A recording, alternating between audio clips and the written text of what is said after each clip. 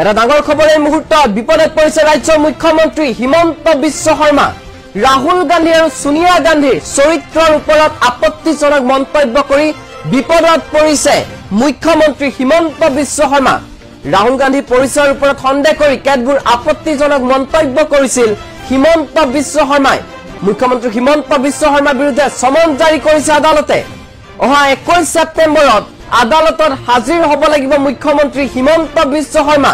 আৰু অভিযোগ প্ৰমাণিত হলে শাস্তিৰ সন্মুখীন হ'ব লাগিব মুখ্যমন্ত্ৰী হিমন্ত বিশ্ব শৰ্মা উত্তৰাখণ্ডৰ উধাম সিং নগৰ জিলা আদালতে জাৰি কৰিছে হিমন্ত বিশ্ব শৰ্মাৰ বিৰুদ্ধে সমন 2022 চনৰ 11 ফেব্ৰুৱাৰীত উত্তৰাখণ্ডৰ নিৰ্বাচনৰ সময়ত আপত্তিজনক মন্তব্য কৰিছিল হিমন্ত বিশ্ব শৰ্মাই ইন্দিৰা গান্ধী ময়দানত কৰা আপত্তিজনক মন্তব্যৰ পিছতে দেশজুৰি বিতৰ্কৰ সৃষ্টি হৈছিল কিয়নো নিজৰ ভাষণত কংগ্ৰেছৰ যুৱৰাজ ৰাহুল গান্ধী আৰু সোনিয়া গান্ধীৰ বিৰুদ্ধে কেতবোৰ আপত্তিজনক মন্তব্য কৰিছিল পৰিচয়ৰ ওপৰত মন্তব্য কৰিছিল চৰিত্ৰৰ ওপৰত মন্তব্য কৰিছিল মুখ্যমন্ত্ৰী হিমন্ত বিশ্ব শৰ্মাই ইয়াৰ পাছতে দেশজুৰি বিতৰ্কৰ সূত্ৰপাত হৈছিল আৰু ইয়াৰ পাছতে এই অভিযোগ উত্থাপন কৰি আদালতৰ কাষ চাপিছিল কংগ্ৰেছৰ প্ৰবক্তা